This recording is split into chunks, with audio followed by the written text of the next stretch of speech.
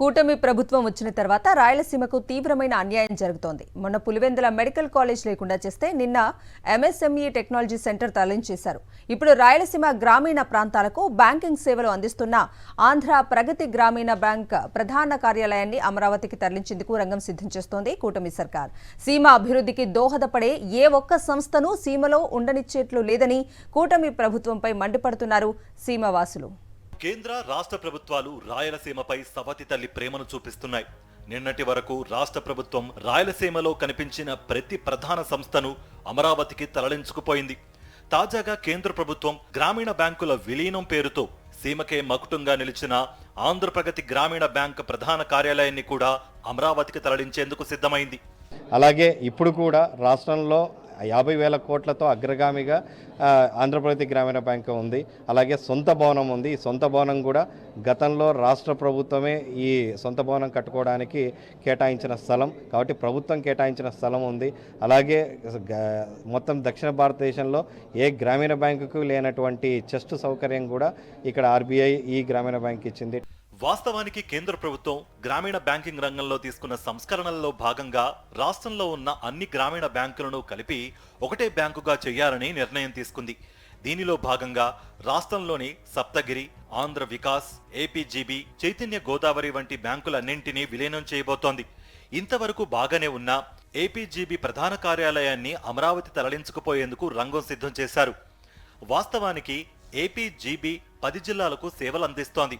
దాదాపు 90 లక్షల మంది కస్టమర్లున్నారు. దేశంలోని టాప్ గ్రామీణ బ్యాంకుల్లో ఇది ఒకటి.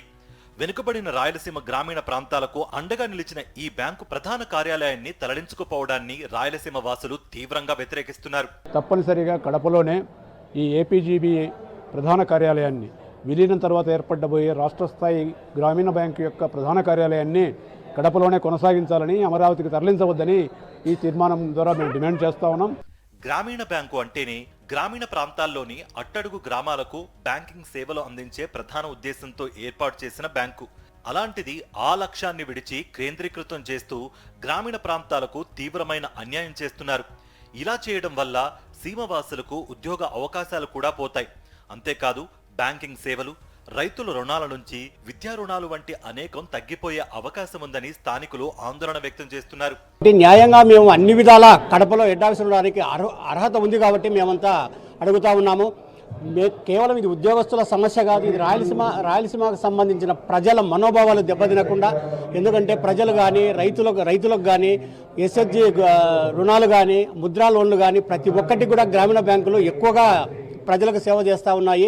కమర్షియల్ బ్యాంకు కన్నా ఎక్కువ కేంద్ర ప్రభుత్వము పథకాలు కానీ రాష్ట్ర ప్రభుత్వ పథకాలు కానీ ప్రతి ఒక్కటికి కూడా గ్రామీణ బ్యాంకులు అమలు చేస్తూ ఉన్నాయి. కాబట్టి చంద్రబాబు ముఖ్యమంత్రి గారిని కడపలోనే హెడ్ క్వార్టర్ ఉండేటట్టు చూడవలసిందిగా మేమందరము డిమాండ్ చేస్తున్నాము. రాయలసీమ ప్రయోజనాల కోసం రాయలసీమ డిక్లరేషన్ ఇచ్చి ఈ ప్రాంతం అభివృద్ధికి కట్టుబడి ఉన్నామన్న బీజేపీ, టీడీపీ ఇప్పుడు కనిపించిన ప్రధాన సంస్థలన్నింటినీ అమరావతికి తరలించుకుపోవడంపై స్థానికులు తీవ్రంగా వ్యతిరేకిస్తున్నారు. సీమను అభివృద్ధి చేయాల్సింది పోయి ఇక్కడున్న వాటిని ఇతర ప్రదేశాలకు తరలించడం ఏంటని ప్రశ్నిస్తున్నారు.